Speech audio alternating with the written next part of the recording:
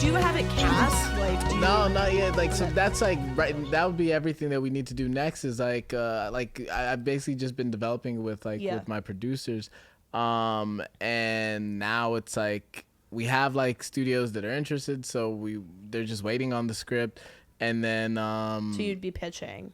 Yeah, pitching it, and then we want to attach. We have like a few people that we want to attach, but yeah. That's sick. Rosie O'Donnell. Thanks. Yeah. Rosie There you O'Donnell's go. got to be the main. Yeah. I feel like for a while we've been needing to give Rosie O'Donnell her own movie. Yeah, and say the movie. Sorry. Super Rosie. Oh Lord. Super Rosie. Yeah. Oh my God. I love that. Welcome to Two Nosy Meerkats, where Welcome we to Two Nosy champion Meerkats. Rosie O'Donnell, our queen, our legend, our icon, my style icon. Oh, indeed, and mine is Madeline Albright. I know that's true about you. I thought you were more of a Thatcher girly, the Iron Lady. Oh no, that's who I am as a person, not in terms of style. I see. She composes my morals. Yeah, that's fair. That's fair. Yeah. Who composes your morals? My morals. Me. Yeah. King of his own morals. Do you know what's crazy? no. I know that guy as well. Wow. Should we introduce our guest? I think we should. Yes. Welcome to Two Nosy Meerkats. We have an incredible guest. He is a comedian. He's a musician. He's a filmmaker. Do we have any other hyphenates that I'm missing? I guess a clothing designer. Clothing designer. I'm wearing my. Whoa. I made this hoodie. Oh my National God. Nigga News. Oh my God. CNN cease and desist on the way, but it's okay. And then I also made the shirt that I have underneath, which is a controversial one. It has a drawing of Hitler, like a stick figure drawing, and it says Hitler's mom was a white girl.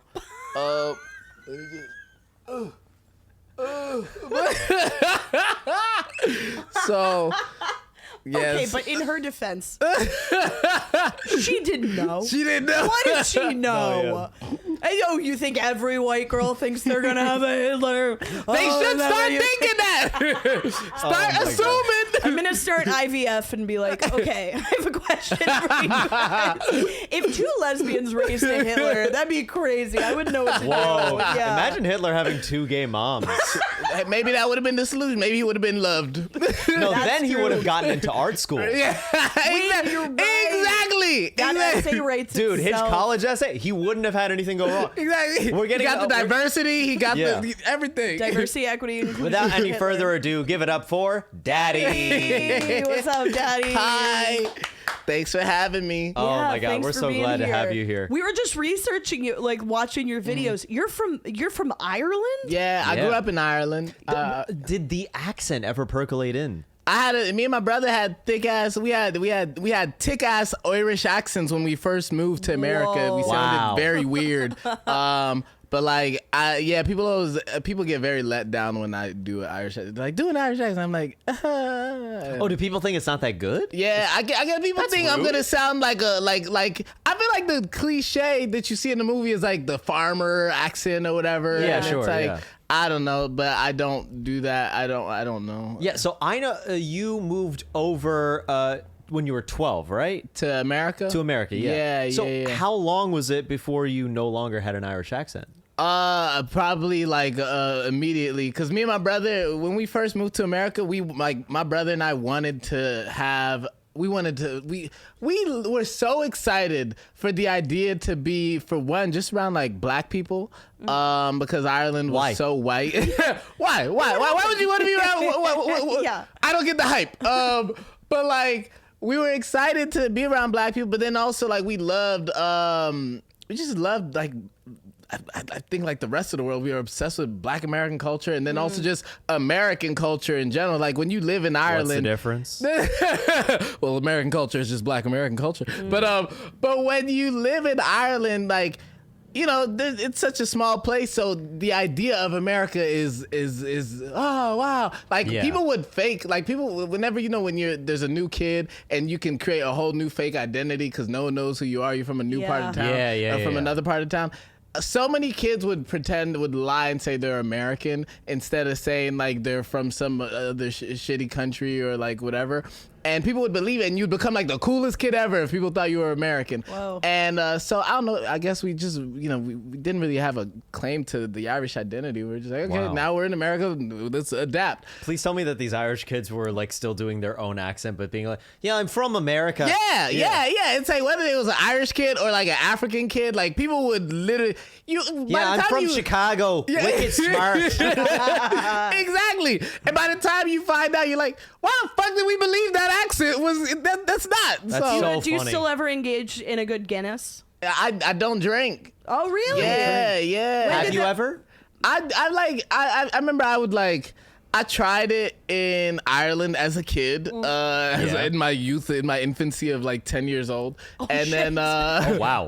yeah. And then like I tried, like took sips. And I've you at a wedding or something and like, oh, there's champagne. The adults are drinking champagne. You take a little sip from like a glass or some shit. Yeah. So I tried beer. I've tried like wine, champagne and stuff. And I never really liked it. Then in high school, I tried it a little here and there. And then in college, like the last time I ever really tried alcohol was probably like freshman year of college. And I was like, yeah, I've never liked it. I don't like it. I've tried shots. I've tried sips. It's not for me. So. Yeah. I feel you on that. I feel like these days drinking is boring. I've heard people keep saying that. Like, I guess drinking's not in anymore. I'm like, I never knew Drinking is out. anything about Drinking it. is definitely out. Do you feel like smoking is out? Cigarettes. Smoking cigarettes. I hope. Like my mom smoked cigarettes all my life, so I always hated cigarettes. Yeah. I was exactly the same. Yeah. Okay. So you get it. Yeah. It's like the smell, everything. I hate it. But like, and I remember like I would try cigarettes, like, cause I was like, all right, my mom loves cigarettes so much. So when I would be at a party, so I'm like, can I try one? I just need to see what my mom's like into, like what's all the hype. And I'll try it. And I'm like, the fuck is she doing this to herself for? What's wrong with you, lady? And then so yeah, I've never liked cigarettes. I think cigarettes are out. I feel like they've been out. But like everybody says they're out, but then everyone also does smoke cigarettes too. Yeah. Like Smoking just the right amount of cigarettes is in. But the problem is you'll never know what amount it is. It's a moving target. I like that. You know? but what does cigarettes do for people? Like I don't know. that's the thing. I miss it. Yeah. Like, What is it? When Like, did you first try a cigarette, and what was the experience like? I think I was in college and I just honestly thought they looked cool as fuck. Because they do.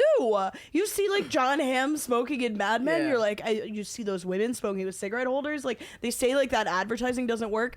That shit works. And you know, want to know how I know that? Because vaping is also nicotine. And I vaped occasionally, but it like wasn't for me.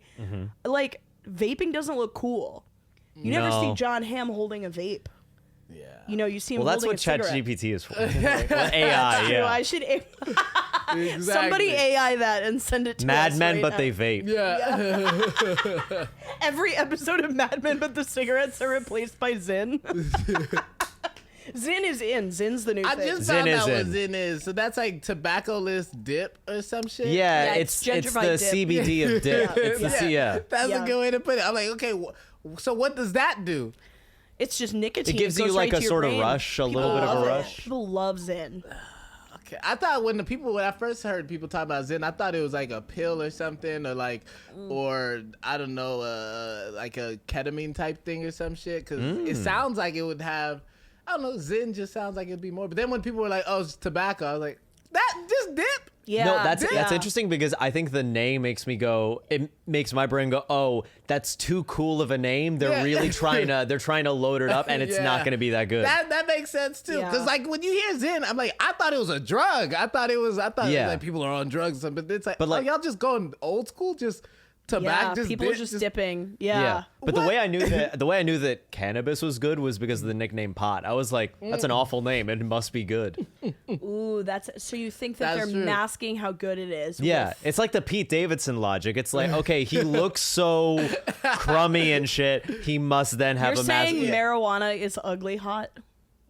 Wow. Wow. Weed's ugly hot. Well, the smell is not good. Really? Like, well, I mean, now I like it. I feel like I like the smell more than. But like when that's I how first with a smelled lot it, I of was like, things. "What?" The Yeah. first time I smelled it, I was like, "Huh?" It's an okay.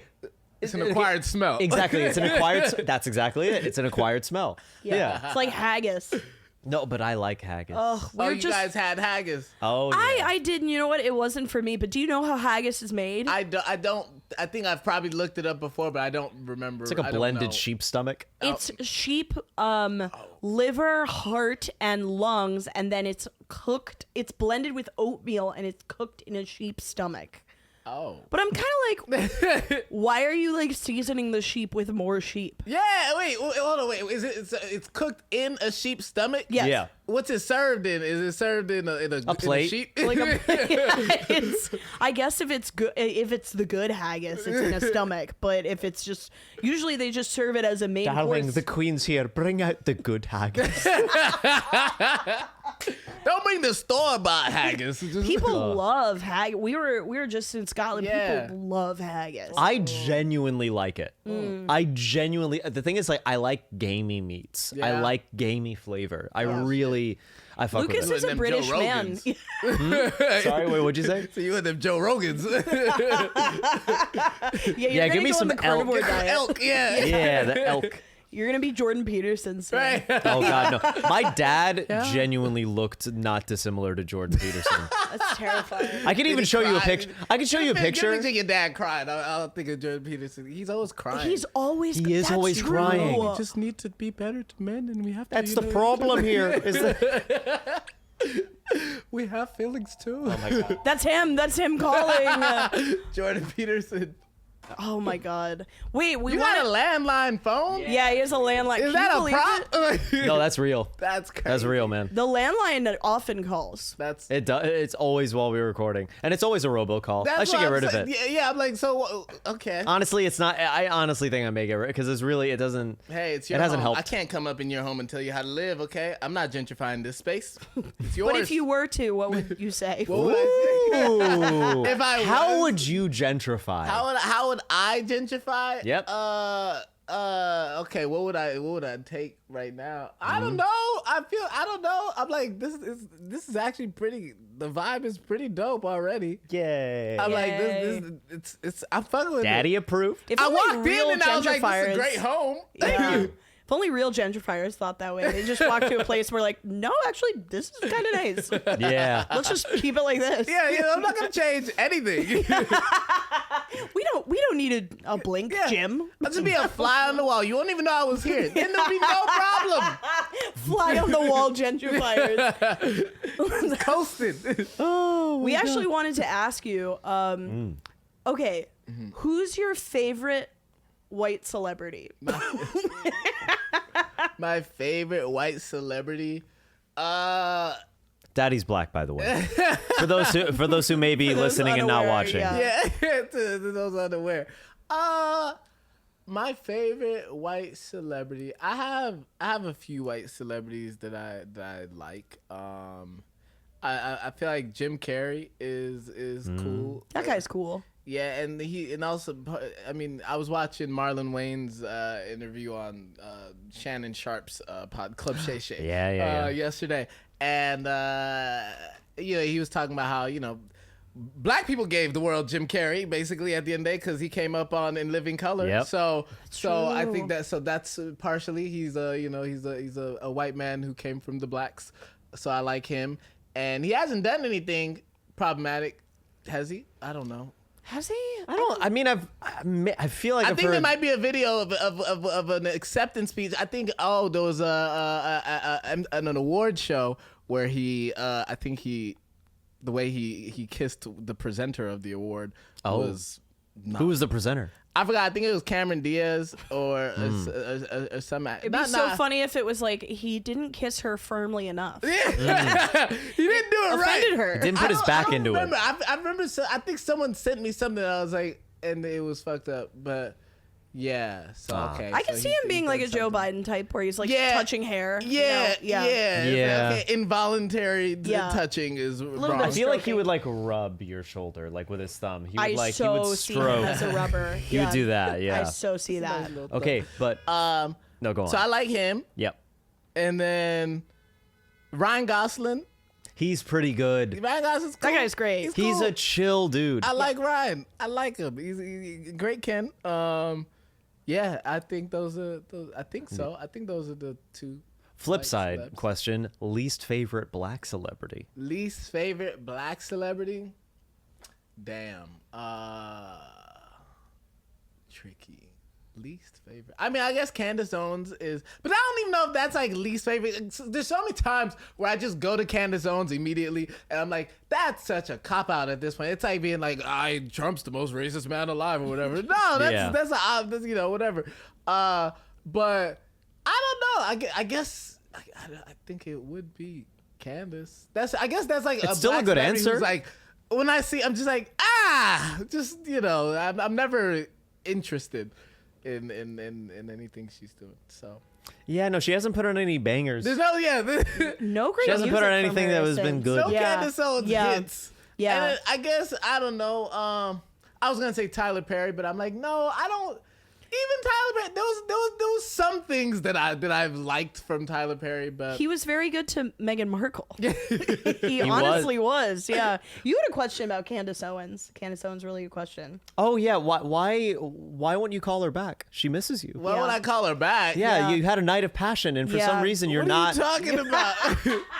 Yeah, like she was like, hey Lucas, can you put a word in, because like I'm like falling for it, but he's not responding. Be crazy if that was a real premise and you like knew Candace Owens. Yeah, I'm like- why wouldn't that shock me? I feel like that would not surprise Lucas me. Arnold be I've hanging never with been more Candace insulted. Owens, right? I'm You not know, you saying have I'm friends with Candace Owens type face. I'm not saying you like her. I'm saying I feel like you guys have met in passing and you were like not a bitch to her, you know? Y'all can play squash. And she probably like, took that a little too far. Maybe she even has a little crush on you. Who can say? No. I don't think I'm her Candace type. Crushing on. I'm too black for her. No.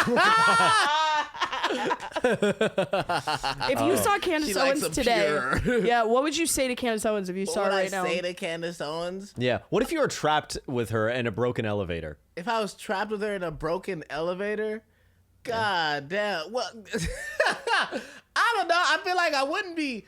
It's tough with like, what would I say to my least favorite black person versus my least favorite white person? Because I feel like with a black person, it's like I could easily like go off on them and like tell them how much I hate them, but then at the same time, I'm like, I feel like I would honestly be like, what? Why are you think? Just think. Why are you doing what you're doing? Do you see what you're doing? You see how you're being used? Like, be better, change.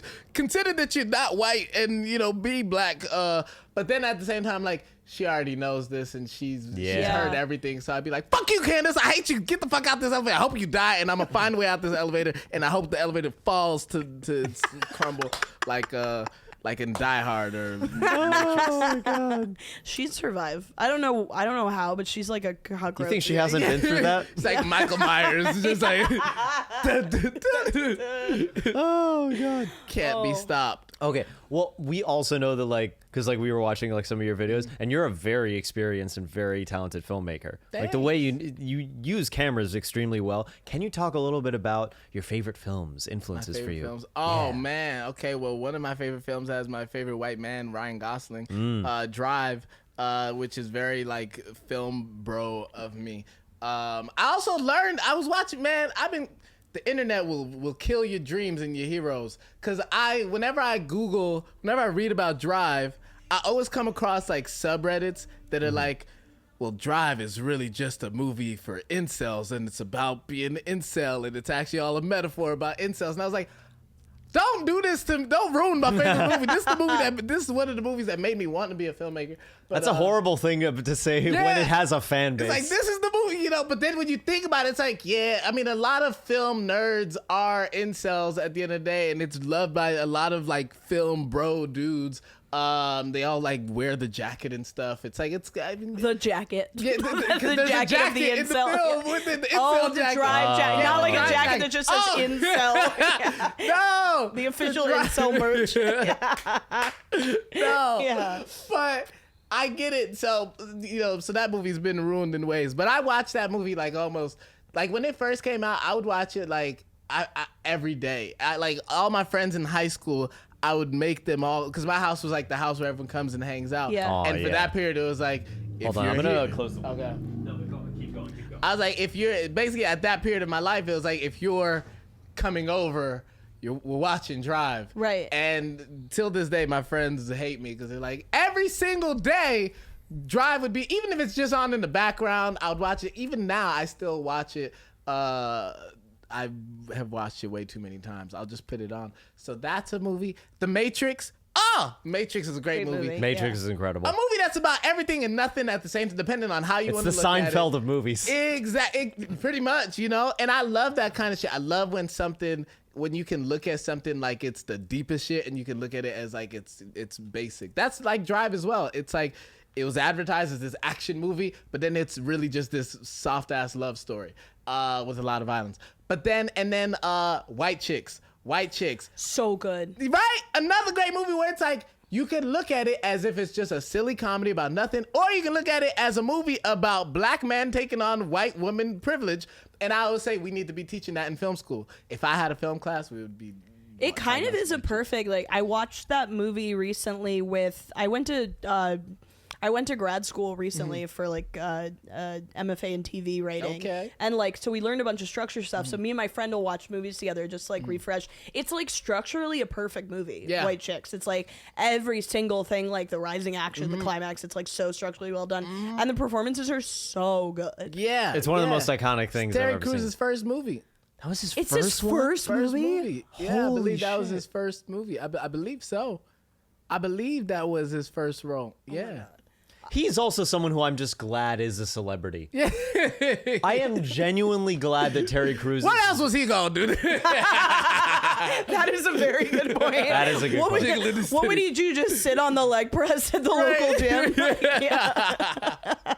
Oh my god, Yeah, so no. wasted. Yeah. Yeah. No, he's a G. I'm glad that they casted him in that role. I'm like, Yeah. that's That I can't is one of the imagine most anybody else. perfectly cast roles I've ever seen. Yeah, I could not Yeah. imagine anybody else playing it's Him and that, Jim Carrey and Ace Ventura. Yeah. So perfect. It's like you actually cannot imagine anyone else in that role. You can't imagine that role is. Yeah, you just can't imagine it any other way. Yeah. Exactly. It's like to the point where you look at the actor and like you just associate them with that role forever. It's like you will forever be the dude in the White Chicks. Like I don't even know who Terry is anymore. Yeah. You know, and it is like what you're saying about perfect structure too. I'm like, I don't know if someone had mentioned in like in film school or something, someone like connected it to Some Like It Hot or something where it's like That's it's a like, fun. I love that movie. Same It's an story. adaptation of Some Like It Hot. Yeah. So it's like they're taking from a classic. So it's like they know what they're doing, you know, and they did it right. So Yeah. I don't know. That's I also rewatched Scary Movie. Oh yes, I've still never seen Bruh, Scary Movie. What's wrong with you? Dude, there's so much I How haven't have seen. you not seen it? I was in Ireland and I found Scary Movie. Like, I remember like one time I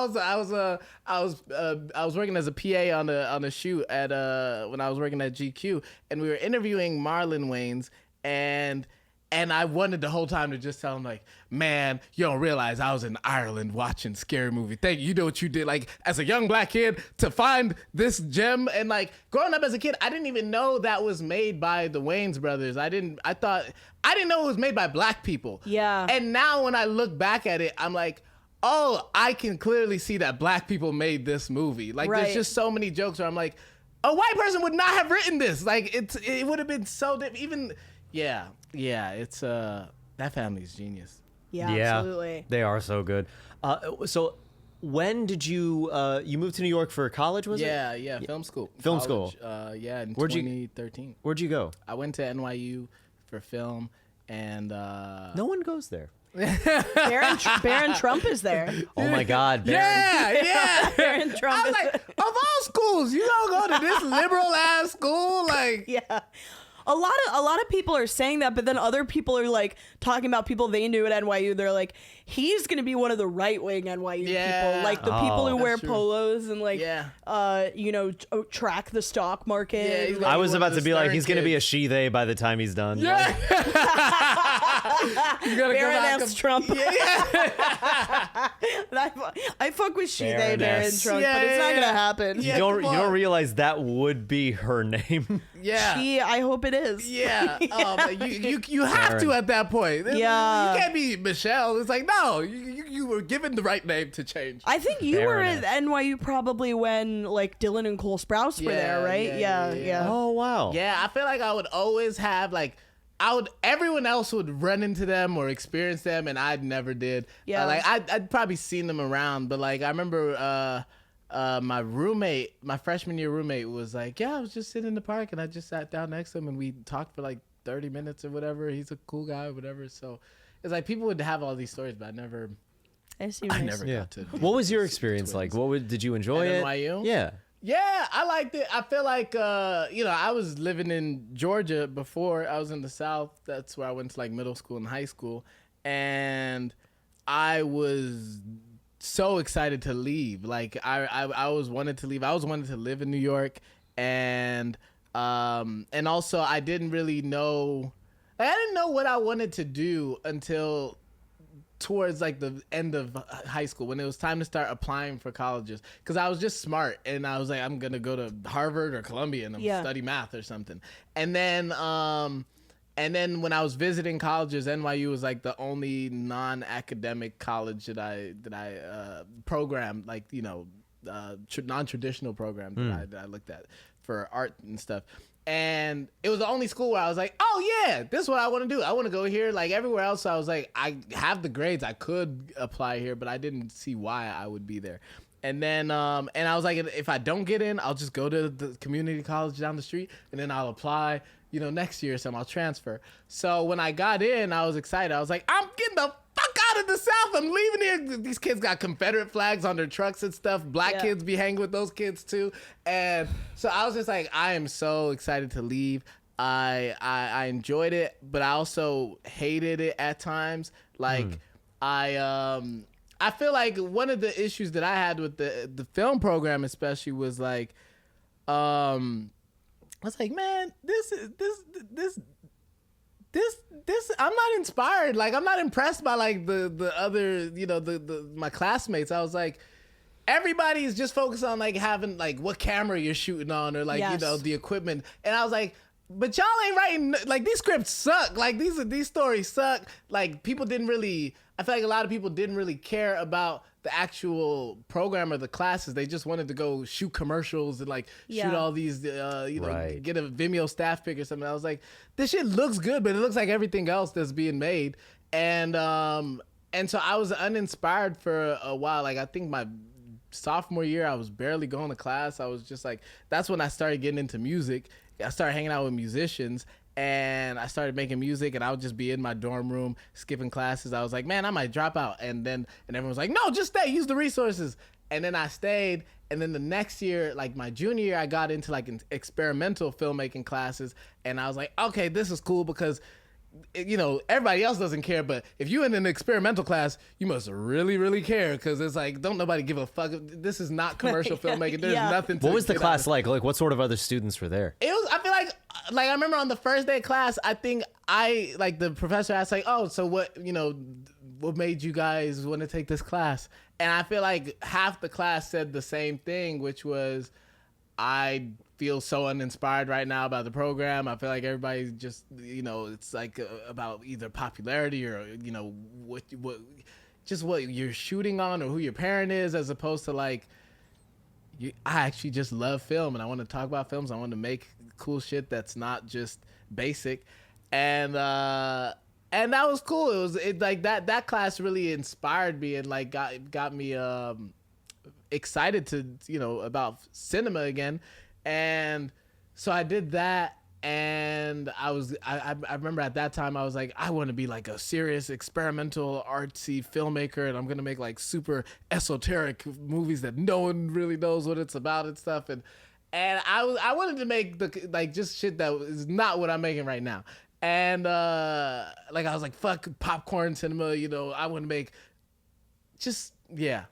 And then now I'm like, man, I want to make a movie that you go see with your friends on a Friday. Like, even with music, that's how I am. Like at the time, I was making music where I was like, this is music that you would listen to by yourself on a Friday night. And today I'm like, this is music that you'll listen to with your friends at a party or like in a car when you're going out. Like, so, you know, I think another class also affected that, because the experimental class helped with like the passion of film. And then I took a commercial filmmaking class with this one professor named Jonathan Weinstein. And I remember telling him, I think on the last day of class, it was a summer program. And I told him, I was like, I just want to say thank you for being a professor who cares.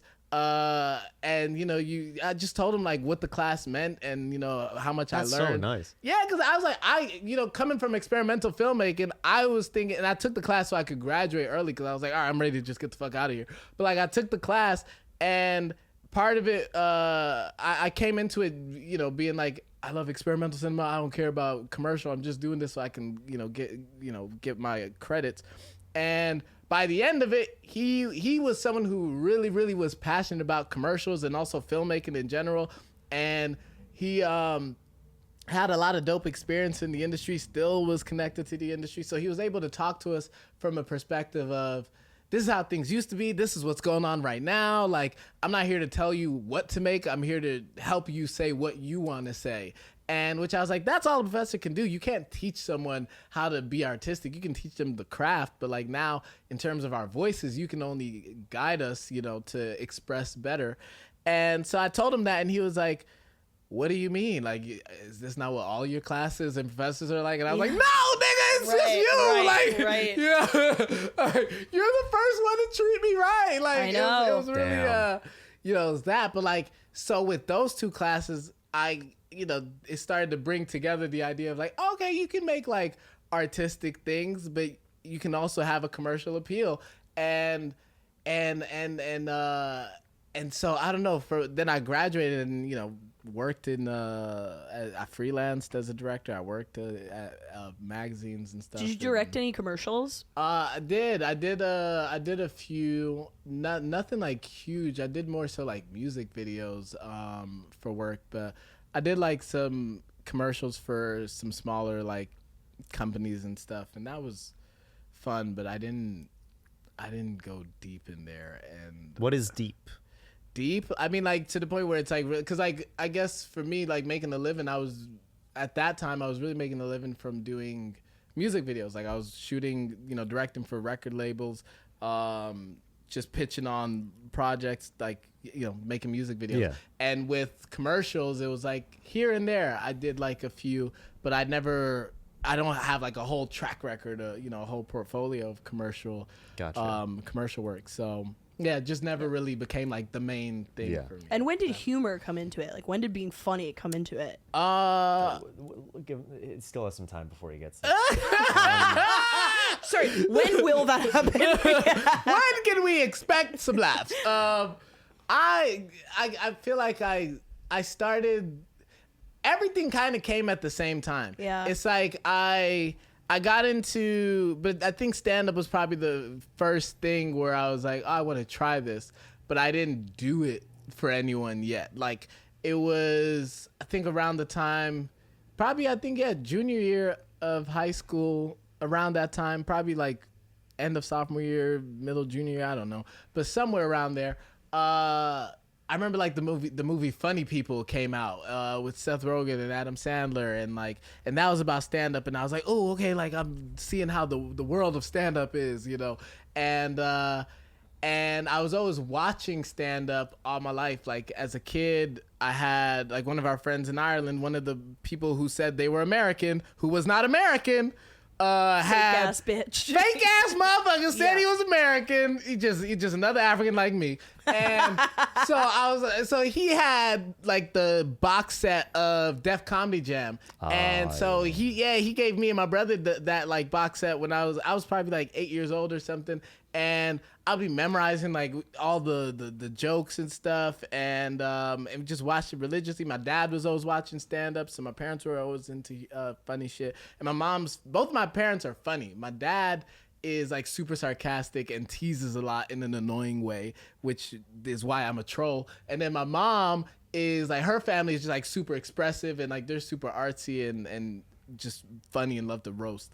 So the humor was always like around me, but like around the time like Funny People came out, Aziz Ansari was like blown up and shit, and I don't know, I was getting into it just from Aziz Ansari's career, kind of like seeing him in movies, then realize like, oh, he does stand up and stuff, and like then start watching like other comedians in a more I guess with more awareness of like, oh, these are people who like they do movies as well, but they also, you know, they do this. Yeah. And I much prefer like Aziz's like dating career. That was like that's what I really That's really what Lucas tries to emulate. That's what I respect him for. That's like that's someone who's like, you could look at, you're like, that's a body of work. That's, Yeah.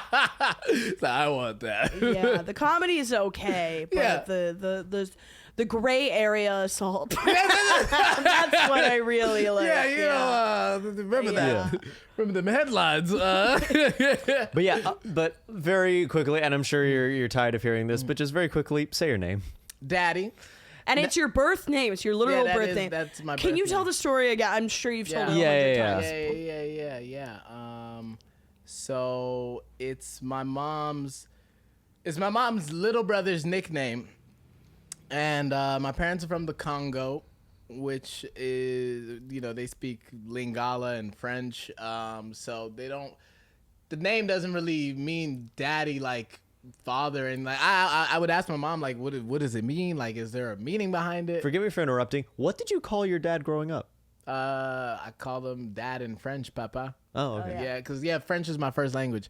So okay. yeah, so it's like, so I didn't, so I've never called my dad daddy. That's like when people Right, are like, yeah, people, okay. when people be like, I don't even call my dad daddy. I'm like, me neither. So it's like, you'll be fine, you know. But like, yeah, so it's like it's just my mom's little brother's nickname, and you know, I would ask her like, where does the name come from? Is there a meaning? And she was like, nah, my mom just gave us all weird nicknames, and that was his nickname. And yeah, I mean, she had 10 siblings, so I'm like, you know, Yeah. you can't come Wow. up with 10 nicknames with meaning. So Do you ever get Yeah. any flack for being like an 8-year-old named Daddy? You know what I mean? well, I mean, I didn't, because that's the thing. It's like when we moved to Ireland, I went by the name Daddy probably for like a few years, because I was 3 years old. So a baby named Daddy, and then like probably Baby daddy? Yeah, baby daddy, and then probably by like the age of like 5 or 6, like whenever I, you know, really got, you know, aware and like in school and stuff, I was getting made fun of for my name, so I was like, I didn't want to be called Daddy anymore. I told my parents like, can we like switch it to my middle name, and you know, I went by my middle name for a long time. And Could you say your middle name? Can I say it? I hate saying it publicly. If you don't want to say it, you I don't want have people to. to have another, because I don't want people to have another name. Because Daddy, you don't have to say it. Don't say it, Daddy. Don't say it, Daddy. All right. Daddy shush. That's why it's like sometimes people are like, when people see my full name, like I remember Cassie Wilson, I sent her my last name. I sent her my full name for something, and she was, I think for my Venmo or something, and she was like, oh shit, it's crazy to see you even have a last name. I just knew Daddy. And I'm like, yeah, I don't tell people, because sometimes people be like, what's your last name? And because so that they can say that instead of Daddy, or what's your middle name? And I'm like, I'm not telling you anything. I don't show people my ID. Nothing. I don't want to give people no cop out anymore. 'Cause I Good. used to give people all the cop outs, all the, Right. you know. That makes a ton of Yeah. sense. They gotta call you Daddy. Yeah. No, And you're I'm happy owning to. it. You Yeah. know what? Thank you. I kind of liked when I got you a glass of water, being like, "Do you want ice, Daddy?" I kind of liked it. I appreciate it. I appreciate Yeah. it. I love it. When people are comfortable about my name, it's the greatest thing ever. I'm like, that's probably my love language. I'm probably too comfortable with it. I hear it. I hear it. With, Lucas is like, "This is the most comfortable you've ever been." oh yeah. I hate calling people Jacob. That's bullshit. Daddy, absolutely. Well, that's Rolls my off the favorite thing tongue. is that I love calling you a straight woman. Oh yeah, that's true. I'm no longer a straight woman. You'll be back. I'm having a bisexual funeral. I'm a lesbian now. Oh, word? All right. Yep. Oh, shit. R.I.P. It's over. How long's it been? Uh, Like, it's been a week, and I've claimed the identity. yeah, it's probably been like a week. It's not been that long. Bitch, you ain't no lesbian. Oh my god. You had one lesbian relationship. Forgive me. I do want to try to keep it down just a little bit. Sorry. No, you're all He's good. got neighbors. Yeah, I do have Yeah. neighbors. Yeah. My bad. My bad too. No, we but- were yelling. Yeah, it's been like a couple months for you. been a couple months. You know, there's something called a political lesbian. I just found out about this. Ellen? You said Ellen? Ellen, I'm sure she's technically that. I'm sure. I can't imagine Ellen being with a man. Can you? Listen, no. I do imagine it, but I can't. But yeah, it's like You don't have to. You get to. I get to. It's like a political lesbian is like in your dating, you like decenter. You're like men already have it so good, and in so many ways. So like when you date, you're decentering men from romantic relationships. That's the idea.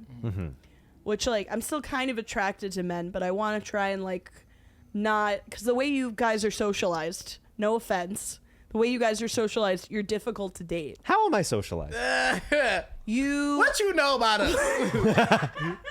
I feel like men, maybe it's different in Ireland, maybe it's different culturally, but like, yeah, like, you know, I feel like there's an amount of like anger that guys have because you guys are taught like you can't cry, you know, you can't express emotions, but you have all of your emotions and you just kind of push them down until they reach like a fever pitch. And then It you is guys an get insane really way to raise a resentful when you soul. date. It is an insane way to raise. Yeah. Yeah. It's bad. My college boyfriend, I remember he would bring up issues with me 5 months later. Yeah. And I'd be Like Israel. Was Israel his issue with me? Yeah. No, not with you, but just like issues He in was like, life. Gabby, you're invading Israel. You have to stop. Dude, you need to talk about NATO. You gotta get it out. I'm like, yeah, you gotta. Oh yeah, he would wait to bring up political. You know, the genocide in Rwanda. You need to talk about that. But it just drove me crazy because I was like, how do I deal with like your resentment from 5 months ago that has built up to the point where like you could, and I'm guilty sometimes of doing this too, where I push my emotions down. But I feel like men are a little bit taught to do it, and then We're better at it. And then sometimes men are like needy and entitled, and that's the other end of the spectrum. Is like sometimes men are like, they feel like they have this like vision of women where it's like, if I have a crush on you, like this is what we're meant to do. Like we're meant to get married. We're meant to be together forever. It's like I'm a fucking person. I'm the architect of this. Yeah. You guys Wait, are. whose joke is it? Like, I have amazing gaydar. If I like you, you're gay. Whose joke is that? I I forget. have no idea, but that's funny. I'm so mad that I can't give credit to who said Yeah. that because it's such a good joke. Yeah, but it's like that with men who are straight. You know, it's like men are like, if I like you, we're supposed to get married. But then if that doesn't work, it's like they're mad at you. I'm like, what the fuck did I do? You know? How are your emotions? My emotions? Yeah. How are your Oh, emotions man. as they relate to love and relationships? Yeah. Are you dating anyone? Are you single? I'm single now. I was in like a long-term relationship for like 7 years. And, Whoa. yeah, up until last year. And then I haven't really been seeing anybody now. Like, I feel like I've just been, like, I went through a period of like, okay, like hooking up or like, you know, going on dates. And, but then now I've just been like, all right, I don't know. I'm just kind of focusing on me. And, That's nice. Yeah. And, but I don't know. I feel like, emotions. Ooh, I'm such an expressive person and also not an expressive person. Like I feel like I express a lot artistically, and then outside of art, it's I feel like sometimes like people will be like, oh, okay, like especially like older things that I have not put out, things that I haven't released, like whether it's songs or like or scripts or even stand up. Like it's like there's people can listen to the things that I am saying in my work, and it's like, oh, okay, I know what's going on, or if like my brother or like people who know me read like my scripts or whatever, they're like, oh, okay, I know this is about. Oh, this is how you feel about this thing. Oh, this is the Yeah. So it's like if you really want to know what I'm feeling, it's like, okay, go look at the work. But that might be a writer thing. I have the same thing. yeah, you know, it's like people are like, how come you never told me this? It's like, I mean, you read the script, and so you know. Yeah. But like, but I don't know. I can be passive. That's a dude thing. But yeah, I'm working on being better about that. I actually just had an idea about like what, because I think I have a similar thing where I probably don't like express a lot, but I use a lot of my life in stand-up. And I think it's like that making a career in an art form is so difficult that you want to like however we feel about something is what we use as ammunition for being creative. And so like I think over time maybe our brains get so used to sort of categorizing this as like, oh, that goes over here. It's not something I try to just deal with in life. It's a thing I think, oh, I can use this to like create something. Yeah. Instead of it actually being used to like be sorted out and cleaned up in order to live well. Yeah, it's very easy to be like, oh, this is going to be a great plot point. And it's like, Yeah. It's like, oh, you can just talk about it. But I think also it's like something that I've been trying to be better about, which is like, it's such a contradiction because I feel like in my work, I'm so unapologetic and like just direct, and you know, I don't try to people please at all. It's like, this is what it is, deal with it. But then in real life, I do have people pleasing tendencies with like people that I care about, where it's like, and you know, people pleasing is not, you're never pleasing people, so it's you're overcompensating and stuff. And so there are situations where it's like, oh, okay, let me try to let me not bring up this thing that's pissing me off because I don't want to ruin this person's day. I don't want to make this an issue right now, or I'll wait for the right time for things. It's like, there's no right time. You just got to deal with shit. So I try to, I think someone said, maybe it's an Aquarius thing, but it's like we try to not find the logic or in your emotion. What's the word? I forgot. Something that someone who goes to therapy knows. But like, I don't know. It's like you try to, instead of expressing your emotions, you try to rationalize your emotions or some shit. Yeah. So yeah, I need to stop trying to break it down and just like feel it. I haven't cried since 2009.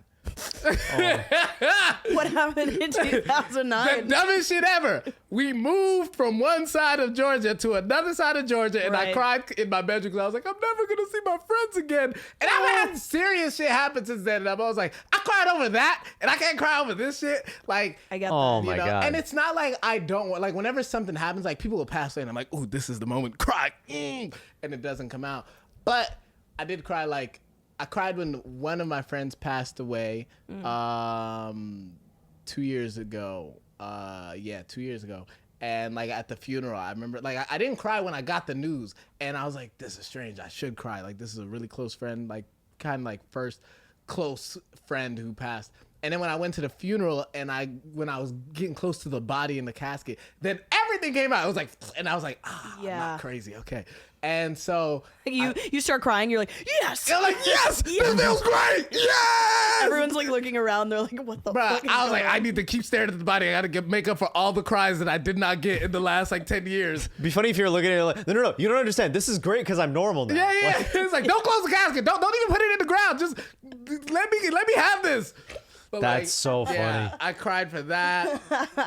Yeah, I cried like during the process of like my breakup. So it was like in things where I remember I always said, like, before I cried, I was always like, anytime I would tell people I haven't cried since 2009, I was like, I know that if one of these things happens, I would cry.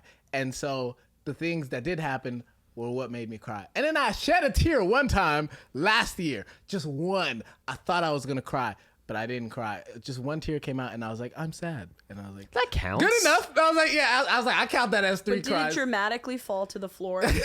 Yeah. I caught it. A Denzel tear, yeah. Or was it the Viola Davis tear?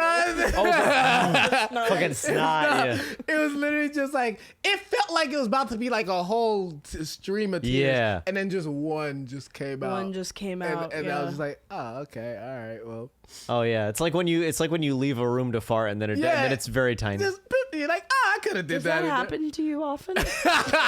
Like, not Sometimes, again. yeah. I was in the middle of a good conversation. So next time you leave a room, I should assume that's happening. Yeah. Oh no, I'm probably having a full shit. A shit, not a fart, a shit. No, full one. Lucas is a shitter. Oh yeah. I be taking long shits. How long? Damn, now I'm like, wait, is that a challenge? No, wait, okay. Patreon exclusive. I mean, like, shit off. Wait, do you mean like a length of time or the log? Oh no, in time, not like in a take a long. I guess it depends on the shit, but like no, I'll be in the bathroom for like a while. I could take like like I bet cause like. My brother, okay, he's probably not gonna want that. My brother, he takes quick poops. He's like, he goes in the bathroom, comes in and out, probably like 30 seconds. I'm like, did you even poop? He's like, yeah. I'm like, I go in, it'd be like 5-10 minutes, but the 10 minutes it can be like, cause I'm sitting there, but like, I'd be like, I could be there for like 5 minutes, just like, yeah, shit. Lucas told me he met your brother. Yeah. Oh yeah.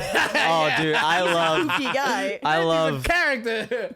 No, I was mentioning how we were trying to like advise him on how to his on how Instagram to story. how to go about his Instagram stories. And can I share what he called women?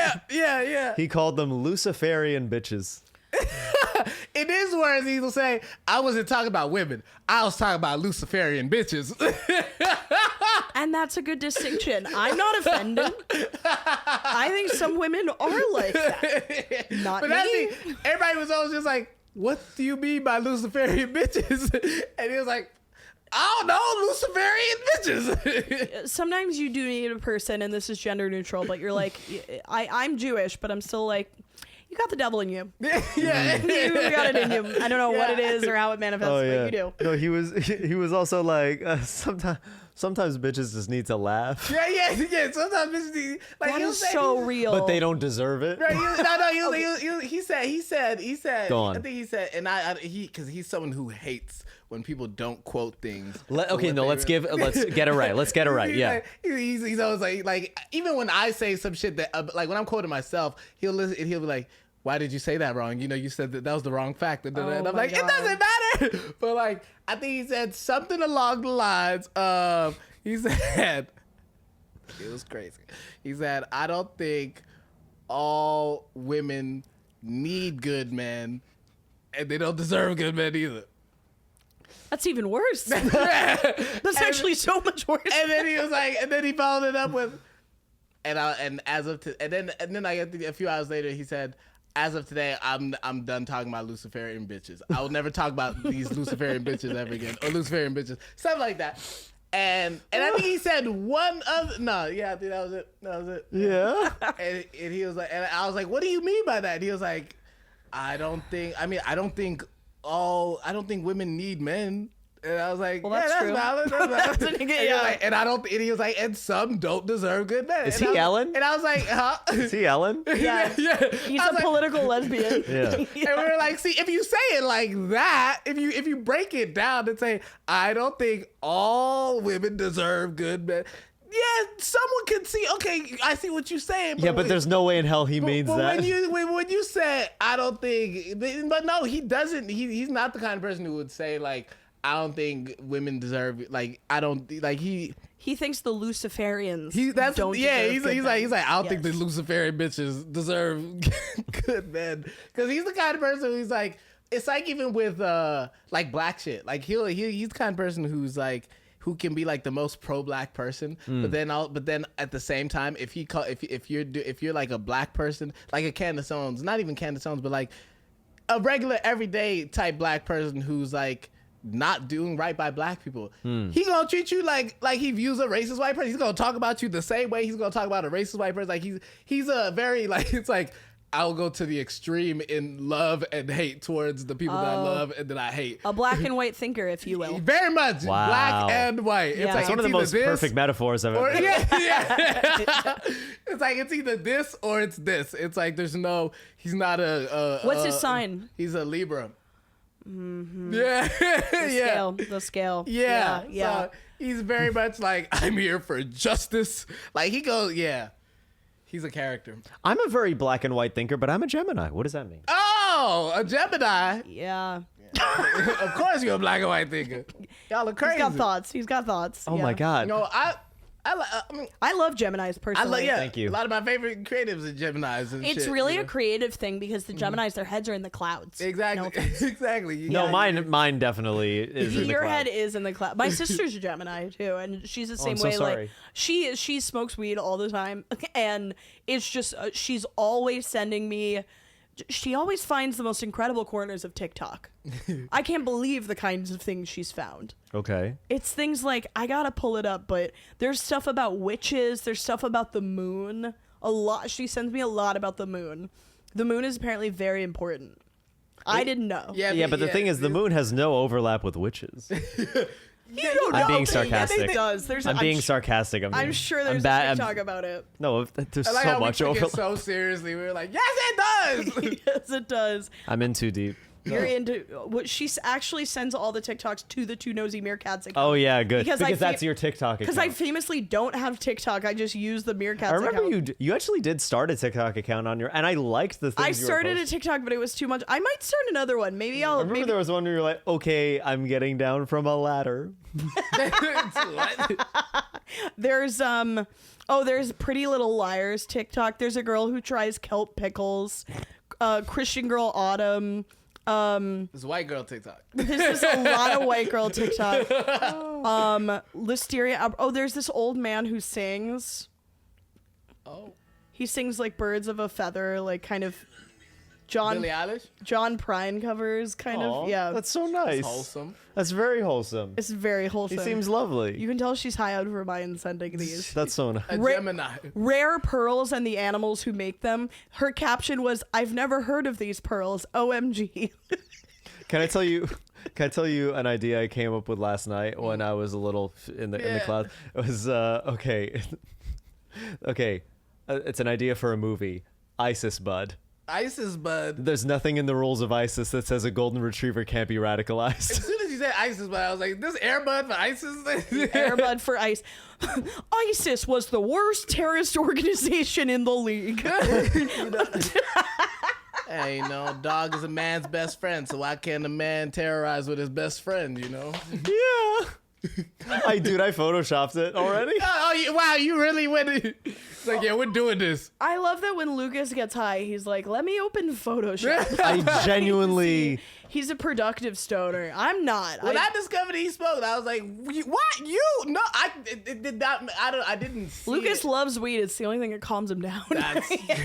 No, genuinely, I like my shoulders relax. It's like it's kind of a perfect solution for me. Weed is also in. If we're going back to the drugs that are in, but weed is kind of in forever. Yeah, I feel like that's the thing. It's like it's the kind of thing where it's like, I mean, it's always been there. People always, even in the past when it wasn't in, it still was the one drug that looks cool. It's like in the movies, it's like, oh, they're high, whatever. It's not like acid. We're doing triple. Like it's always been associated with like being the cool thing. Yeah. Yeah, it's medicinal. It's medicinal to find Rare Pearls TikTok and send it to me.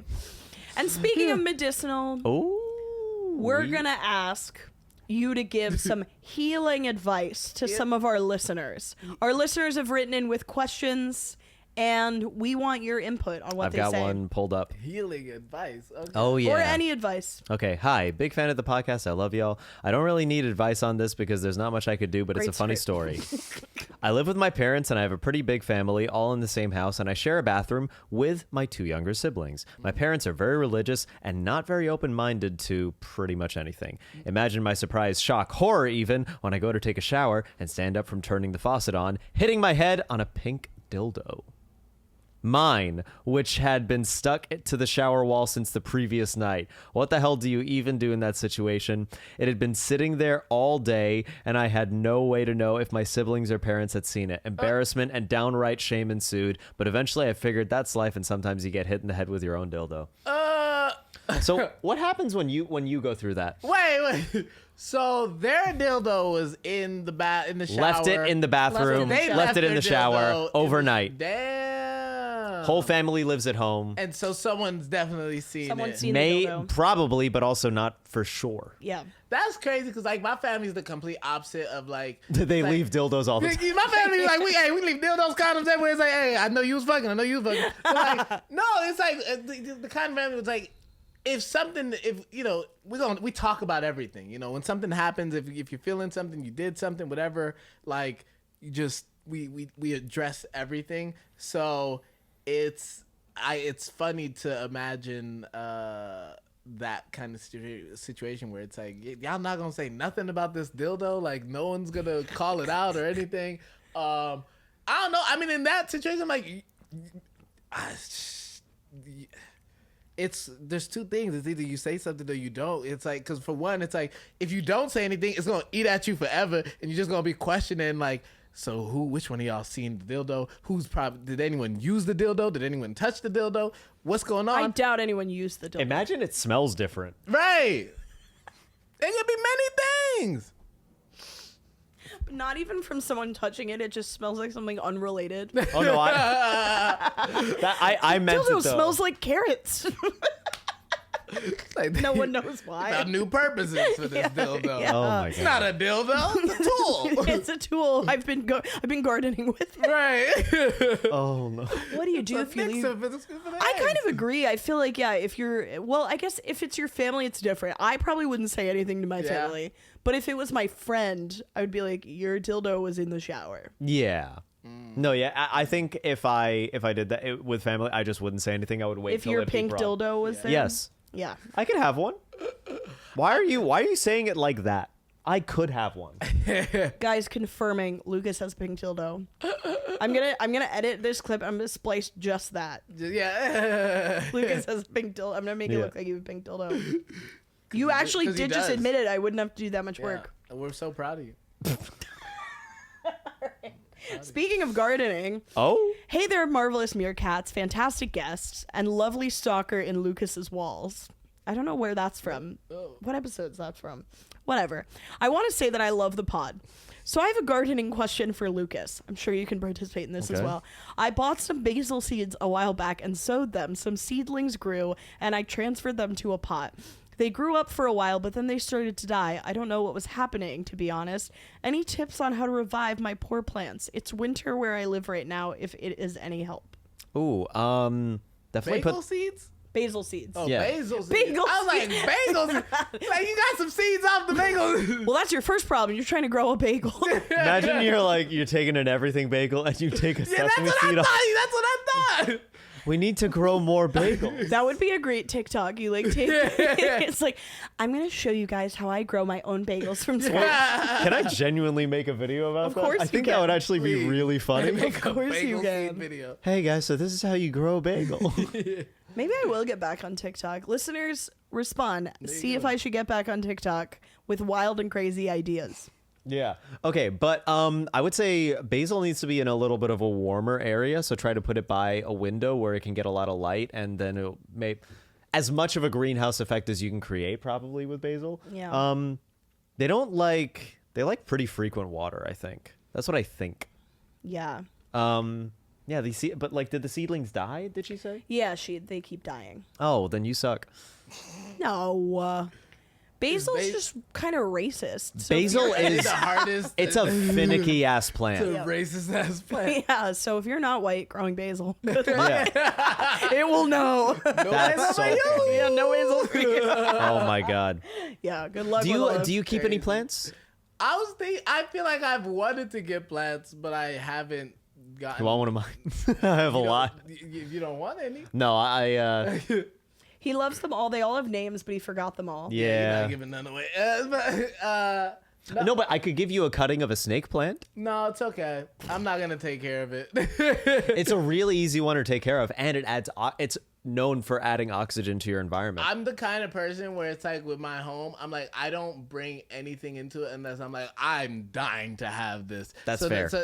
You're a minimalist. Yeah, and for the longest, I had nothing in my home, like literally nothing, no furniture or anything. And people would come up and be like, "Where the fuck am I supposed to sit?" I'm like, I don't know. When I find something that I want to, because I hated like the idea of getting temporary things. Like my dad would be like, "Oh, just get this, because if you're gonna have people," I'm like, if I'm gonna have people over, then they're gonna have to live the way I'm living. And if I don't have anything that I want them to sit on, then you don't got nothing to sit on yet. So they sat on the floor. Pretty much. Sat on the floor, or people would just come over and stand for a long time and be like, okay, I'm going to leave now. Oh my God. I didn't have guests. But also, at the same time, I also just don't have people over as well, because I don't want to bring things into my home unless I actually absolutely want. And that goes for people. That goes for people. People always like, when you gonna have a housewarming? I said never. I don't want people in my home. I love going out so much, and when I come home, I'm like, this is my place to. It's very rejuvenate. sacred. Yeah, you know. So yeah, I don't have. Most people have never been in my home, and I have a home that's great for hosting. But like when people come over, like, why don't you ever throw parties? We should have. Da-da-da-da. I'm like, never. This is for me. But yeah. So, but I want plants. I just need to find a plant. They gotta be the right plants. Yeah. No, No, but I could definitely recommend stuff that's like super, like there's like a ZZ plant over there. It's the easiest thing in the world to take care of. Shit, I'll take the recommendations. I was almost gonna buy a plant today. I was walking by the plant store and I was like, maybe today's the day. Dude, there are so many that are truly so easy to take care of. Okay. Truly so easy. I believe people say the same thing about cats, and I always wanted a cat, and then I had the cat sit for a friend, and I was like, I never want a cat. I think I'm not. It's like kids too. Like I'm not good with like. Don't give me your baby. I don't need. If I can't talk to it, or if I don't feel a genuine excitement for this baby, and it's just a baby, I'm like, I don't give a fuck about this baby. This ain't no special baby. So that's The how I'm baby with is plants, not bringing cats. good shit. You know, what's the baby bringing to the table? You know. So, that's how I'm with plants, with everything. You're not bringing a baby into your home. No, it might not be the right baby. Yeah, people are gonna. That baby's gonna sit on the floor. Exactly. Have you had friends have kids? Yeah. I have a few who have kids. And it's funny, like one of my super close friends, like one of my closest friends from high school, he had kids not too long after high school. And so I remember that's probably the first person where I really thought about like, oh, I want to be like active in your child's life or whatever, like, because I've never really cared. Not didn't care, but you didn't feel the connection, especially not living in the same city or anything. But I remember like I met his kids like probably by they're probably like 2014 is 10 years ago. So yeah, they could be like between 7 and 9. Like, you know, one could be like 6, the other could be like 9 or whatever. But like I remember meeting them when I think they were like 3 and 4, like 4 and 2, some young age, whatever. Babies, I don't know. But I remember when I met them, I was like, damn, they're starting to become like older, and like these are formative years, and I should actually be a part of this. I should, you know, they should know that I'm their uncle, and and so that's like the first pair of kids that I'm like, I'm gonna try. Like when I call, I'm like, let me talk to your kids, and they know me, and we can laugh and stuff. But other than that, I don't really know anybody's kids like that. I hear you. I get it. Yeah. Let's do another one. One more. Let me find one. Yes. I wanna. Nope. Not Matt Marin. Okay. All right. This is a long one. Okay. Hi, Meerkats. Y'all came across my FYP, and it always brings me joy when you do, because my partner has actually been on this podcast as Gabby's favorite ex back in y'all's early days. Maria says hi. Whoa, yeah, we had my ex on at one point. We talked about our high school relationship. Oh shit. Yeah, they're great. Yeah, they're like a good friend. Oh shit. This person has some personal cringe, shares some personal cringe, and possibly asks for advice. So, when I was in high school, I loved the Disney show Gravity Falls. I am unsure if you're familiar with the show, so in case you don't know, the only thing you need to know is that the main villain of the series is, to put it plainly, a fully 2D yellow triangle and a top hat and a bow tie named Bill Cipher. The thing is, this guy was always my very biggest hear me out. I had an entire Pinterest board dedicated to downright horny fan art of him titled Cake Recipes, with several pins of cake recipes at the very top to hide literally hundreds of pins of this, again, 2D yellow triangle in a little top hat and bow tie. This was so that my mom wouldn't be suspicious of it if she ever went through my phone. Wait. That was about 10 years ago. It's this thing. This person wants to fuck this triangle. The fuck? Oh my god. This Wait, was go about on. this was about 10 years ago. But, Now like, that's not the cringe part. Now, the fandom has had a massive resurgence due to a new book drop catered to an older/adult audience, providing a lot more content for this character in particular. My point here is that my entire FYP is full of horny edits to various clips, art, animatics, and other depictions of, again, my 16-year-old self's biggest hear me out. On the one hand, I'm glad that I'm not that cringe anymore. On the other hand, the person I love most in the world, my partner of 5 years, my dear Maria, keeps sending me this horny content. Like, stop, you're gonna make me relapse. They know my shame, they know my history, my dark past, etc. They want to see me squirm. I have resolved not to crack. I'm bringing this to you too, Gabby in particular, for obvious reasons. Gabby, do you know if my partner has a particularly embarrassing hear me out I am not aware of? I need ammunition. We are fucking under attack. That is a Wow. great question. Well, we dated like 12 years ago, Yeah. so I don't totally so you got deep remember. cuts? Right, yeah. I think it was You can like open the some normal wounds. hear me outs. They were like into Supernatural, Doctor Who, Which Doctor Who? the David Tennant one mostly. Oh, he has a tiny mouth. Does he? Oh yeah, he has a very tiny mouth. I never noticed that. My parents always pointed out weird stuff about people. That's a small No, mouth. literally, that was a weird thing, is that they agreed on the fact they were like, I don't like David Tennant. He has too tiny a mouth. They hated that he had a small mouth. No, Fascinating. yeah. I was looking up to make sure I was thinking of the right. Yeah. That is a small mouth. I see it. He almost has no mouth. A little bit, yeah. Yeah. He's got the Anthony Mackie mouth. It's Yeah. yeah. An embarrassing hear me. Well, let me say one thing about the triangle, which is that if people are creating horny content of this triangle now, like that means you were ahead of the curve, and your horniness for this triangle should be celebrated. Yeah. Not your mocked, libido Maria. is like a hipster. Right. Yeah, you were way ahead of the curve. You were on this triangle before it was cool. It's Yeah. like how people get like, you got people on field and shit just trying to discover themselves. You was field before field. True. Yes. It'd With be the funny if on triangle. field someone Beyond was like, people, I'm into shapes, man. waiting for the triangle to set me right. Yeah. I'm gonna think of something. Maybe I need to find old emails or something from Maria. I don't think I have her old text anymore, but I'm gonna find some ammunition. I know your partner had some crazy hear me outs that they didn't tell me about at the time, but I'm gonna piece something together for you. But in the meantime, you should be proud of your love for this triangle. Fuck what anybody says. You know what? I'll fuck the triangle. I'll do it. I love the triangle too. That's beautiful. Maybe Yeah. the triangle was supposed to be horny anyways in the first place. A vagina, is something. I don't know. True. Georgia O'Keeffe vibes. Come on. They knew what they was doing. Yeah, they knew. All right, should we go to our last segment, Lucas? Yes, let's do it. Our final segment. It comes in 2 bits, but the first bit of it is called Self-Perception Corner. Daddy, would you please say how you believe you are perceived by other people, and then we say how we actually perceive you.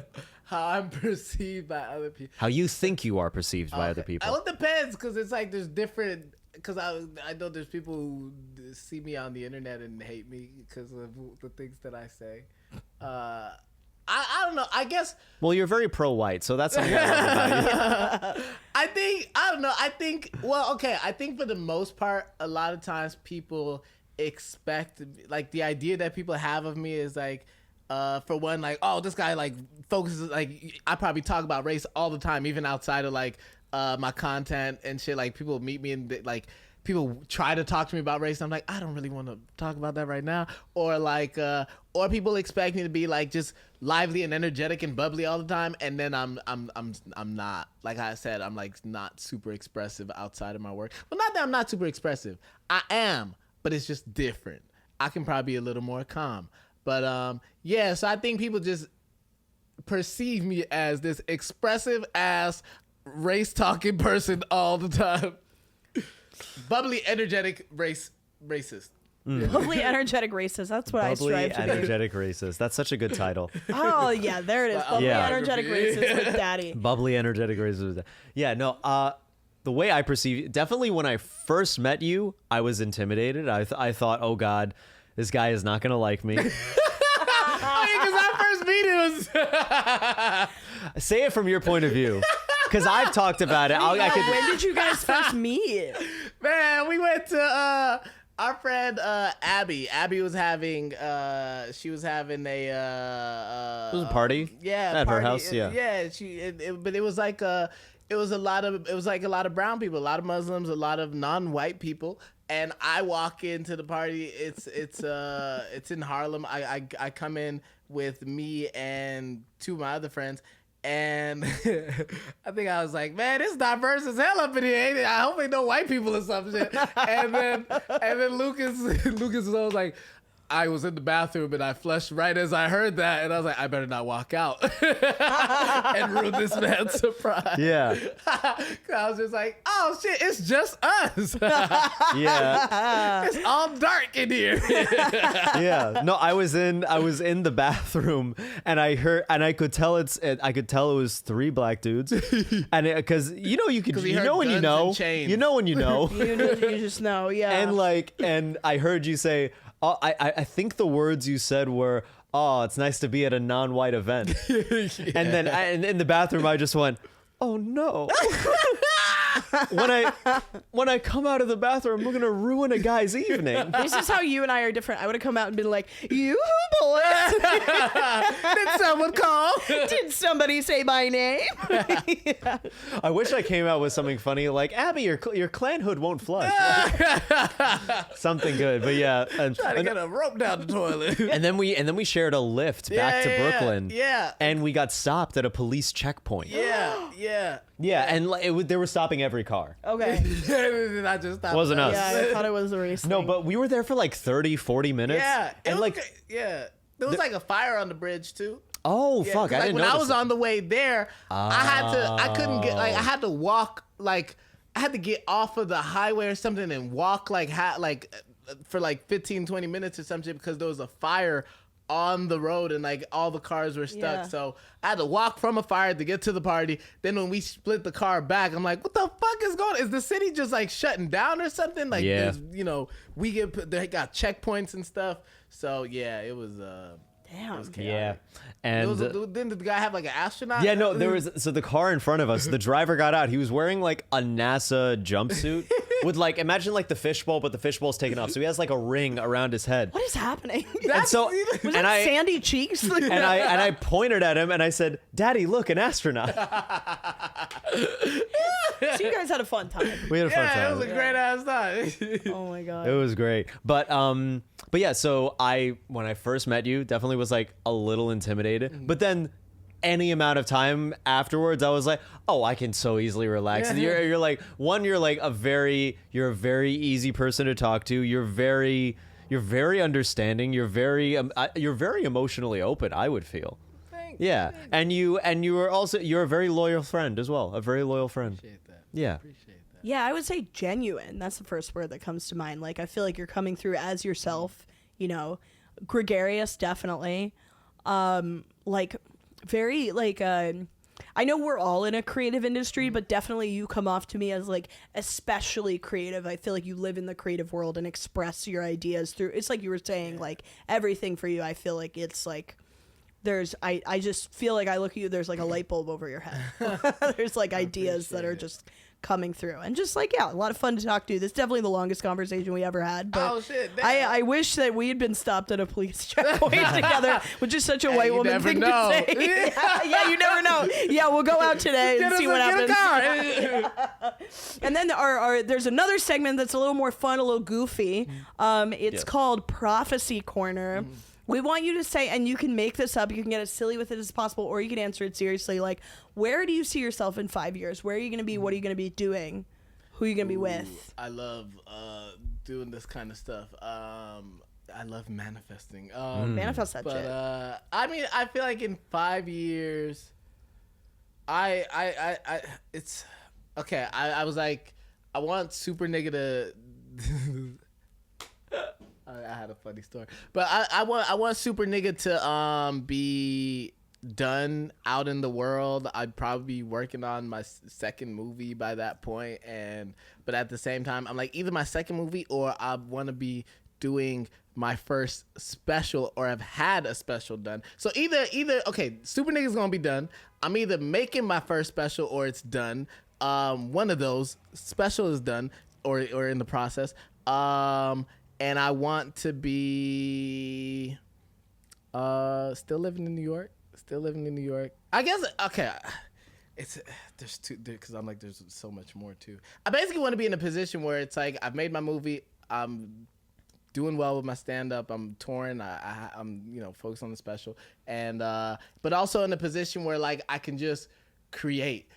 Like that's whenever people ask me like what's your 5-year plan, I'm like or 10. Where do you see yourself in the future? I'm like I just want to be in a position where I'm like doing what I'm doing right now, just with more resources. Doing it at a higher level. So I want to, I would love for my clothing. I would say I want to have a clothing store that's a milkshake bar, but also it's like we serve milkshakes and there's clothing and my music plays in the store. So it's like it's the daddy experience. Rules. Exactly. Yeah. Exactly. So you're a fan of milkshakes too. I love milkshakes. That's my logo for a long time was.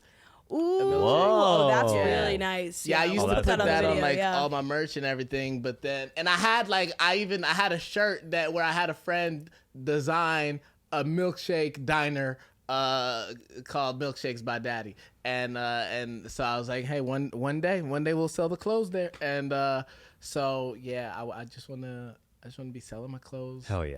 Hell yeah. That's beautiful. Love to go to Milkshakes by Daddy. Where can the people find you? Anything you want to plug? You can go get you my racist ass clothing called Segregated Summer at shop.directordaddy.com or just search Segregated Summer clothing. Don't just search Segregated Summer. Search Segregated Summer. Put 2024, not 1960s, and something else might come up.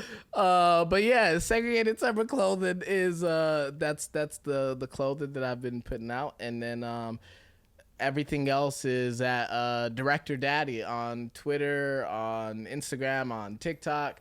You go there, you can find everything: my music, my stand-up, my shows, and the clothing. Yeah. Nice. Yeah. You can find me on all social media. Sorry. Go on. And I just started doing my podcast again, Caucasian Tears. That's awesome. Benji. So yeah, where can people find that? That's on YouTube, Spotify, Apple Podcasts. Yeah. Beautiful. Yeah. Caucasian Tears, love that. Yeah, so you can find me on this podcast. But also Lucas T. Arnold on all social media. I will be plugging dates. Please sign up for my mailing list. And please watch Wildin' Out as well. We need the ratings. Woo! So yeah, we need that. But yeah, thank you very much. And yeah, that's it for Lucas is wilding out, and I am wilding in to lesbianism.